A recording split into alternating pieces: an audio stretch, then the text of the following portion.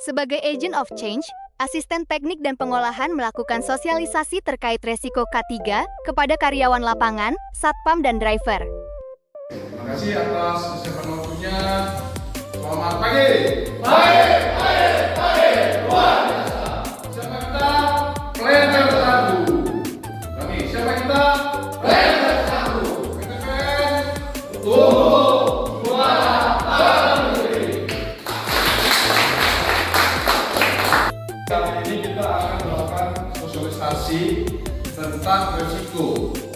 Ya, kaitannya dengan sadar risiko. Ya, jadi kalau kita sadar risiko, kita harus tahu dulu apa itu risiko.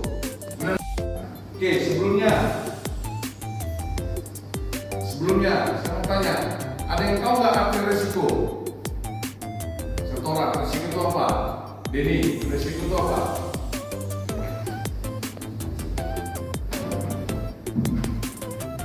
Kita bisa cari gini juga. Risiko itu sudah terjadi atau belum? Siapa yang bilang sudah terjadi? Siapa yang bilang belum terjadi? Ya, tujuannya ini, ya, tujuannya adalah untuk mengidentifikasikan, mengklasifikasikan, dan mengendalikan bahaya serta risiko dari setiap kegiatan operasional kita, setiap pekerjaan kita. Kedua, untuk menetapkan target teknisi di lapangan, rumput, listrik, dan lain sebagainya. Ya, Pak, sampai ini Pak. Next. Oke, ya kan? Jelasnya sini Pak. Bahaya adalah sumber, kata kuncinya adalah sumber.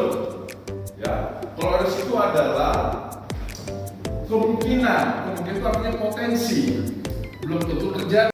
Bisa terjadi kalau nggak kita identifikasi, kalau nggak kita mitigasi.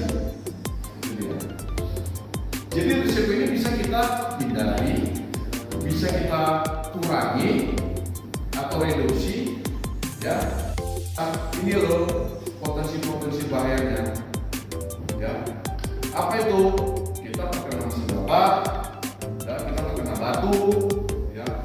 Kemudian batu membawa batu terlempar ke kendaraan yang ada di jalan atau yang sedang parkir.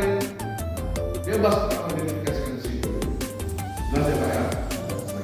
Pertanyaan ini, apakah ada suatu sumber celaka bahaya di situ? Contoh nih, pengamanan. Ya, cara mengidentifikasi pertanyaan seperti ini ya. Apakah ada suatu sumber celaka bahaya? Bagian pengamanan contoh nih, dia patroli. Pertama, kita harus mengidentifikasi proses area yang ada di sekitar pikiran kita. Ruang bapak ini, seperti saya bilang itu kan, kita identifikasi dulu berapa luasan area, kemudian ada nggak di situ batu-batuan, ada nggak di situ kabel. Ketiga itu apa? Kesehatan, keselamatan, kecelakaan kerja. Seperti itu dia. Baru setelah kita identifikasi gambar besarnya, kita baru pilih mana yang menyangkut kecelakaan kerja, kesehatan dan keselamatan kerja, ya kan? Contoh ya, potensi bahaya risiko K3 itu, ya. Di sini kita fokuskan pada K3 Pak, ya. Risiko itu jujur tidak ada, yang di luar K3 ada. Contoh, kerugian, kita menggunakan apa? Kenapa? Gimana? Bagaimana? Kemungkinan terjadinya siapa sebenarnya yang dilibatkan? Ya, kita kenali dulu bagaimana kemungkinan terjadinya, kemudian siapa yang akan menjadi kacamata, sarung tangan, dan servisus. Ya, itulah cara untuk pengendalian risiko. Salah satunya adalah APD. Kalau kita di sini dikenalnya itu di APD ya, di APD. Yaitu kalau mungkin terjadi bahaya kecil atau merupakan suatu kebetulan, likely kemungkinan terjadi bahaya pada suatu kendaraan tertentu, kendaraan tertentu. Almost certain itu artinya sangat mungkin terjadi. Contoh sangat mungkin terjadi. Almost certain ini di mesin bapak apa yang sangat mungkin terjadi? Batu. Pengamanan apa yang mungkin terjadi? Yang sangat mungkin terjadi. terjatuh. Di driver, apa yang sangat mungkin terjadi? Kena gores, ya kan? Atau kena parang sayap pisau, ya kan? Koyak 2 cm, itu kan pengobatan biasa enggak juga kan? Enggak kampak, bagus ya kan? Tetap kerja di besok ya kan Gus? Ya dulu di training, dia nggak tahu bedakan kaki sama batang pohon. Nah bersama di teori itu kaki sama batang pohon itu di kampanye, kan? Udah tahu kan? Ya. Kemudian injur, cedera serius, mengakibatkan cacat atau sebagai bentuk badan. Contoh apa itu? Terkena orfeo. Jiwa di sini. Ya. Ini dia ada kemungkinan, ini keseriusannya. Ketika sudah di sini kemungkinannya semakin tinggi kemungkinan terjadi. Ini dapat ingat kata seperti kuadran bukan Y, X. Jadi artinya ini Pak, semakin tinggi kemungkinan terjadi, kalau di sini lah kan, semakin tinggi kan ya? Seriusnya lebih tinggi kan? Ya kan? Artinya korban jiwa di sini kan? Itu arti peta ini Pak ya. Setelah kita identifikasi, kita petakan. Jadi kalau dia pada kuadran seperti dua kan ya, dua kan jatuh ke bawah, ininya, apa namanya, biar ekor. Jadi masih rasa sama sekali bisa jalan sampai sahabat-sahabat ya. Dia dikasih training ini, dia dikasih APD nih, udah diingatkan nih, tapi masih abai. Ya, nggak dipedulikan, aman ini, gampang ini. Awalnya menjaga kontrol, mendampingi. Jadi ketika ada yang menghidupkan orang yang tahu dia harus bilangin dia. Makanya saya bilang tadi, ketika semakin tinggi kemungkinan dia jadi untuk menangannya harus semakin tinggi. Segala sesuatu kegiatan yang kita lakukan, kita akan kerjakan untuk mengurangi risiko itu. Ya. Jadi ini juga akan ada sosialisasi di Pak, tapi mudah-mudahan ini Pak bisa menyadarkan kita Pak, apa risiko keselamatan kesehatan kerja kita Pak, sumber-sumbernya apa, bagaimana cara mengidentifikasinya. Ya. Karena gini Pak, ketika sudah terjadi bahwa kita berhubungan pidana khusus, ada namanya law, pemantauan memastikan tindakan menjelang telah berjalan dengan baik, ada moderat, ada high risk dan ada ekstrim.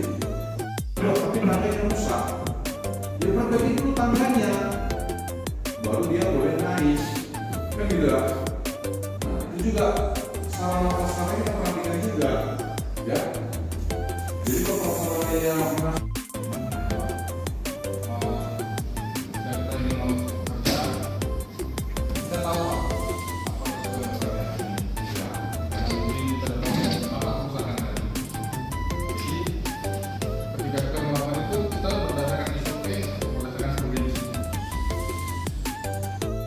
bagaimana bahaya ini? Bahaya gimana? Untuk yang ekstrim atau gimana dia? Low atau middle? Sumbernya ada atau bukan? Ya. Ya. Korek paret, ya kan? Tetapi risikonya adalah jalan yang dilaluinya itu benyek, becek. Saya bilang kalau ragu, usah kerjakan. Kemarin 10, Bapak 2 orang. Apa yang Bapak lakukan? Iya kan? Kontak kawan kan? Atau yang benar, yang paling benar kontak kawan. Sampai satu mengawasi. Ya kan? Tapi kalau langsung mencegah mereka, dan contoh bapaknya sudah, dan istrinya sudah, mobil, apa contohnya? Ya. Berfungsi, risiko kesehatan bersama kerja. Di sini kita yang kemarin mungkin secara umum, tapi sekarang sini kita risiko secara khusus untuk kesehatan keselamatan kerja kita yang berkaitan dengan Bapak. Jelas tadi kan? Saya sudah kasih contoh-contoh bagaimana cara identifikasinya, harapannya itu bisa dipahami dan bisa diterapkan sama kawan-kawan di lapangan. Ya.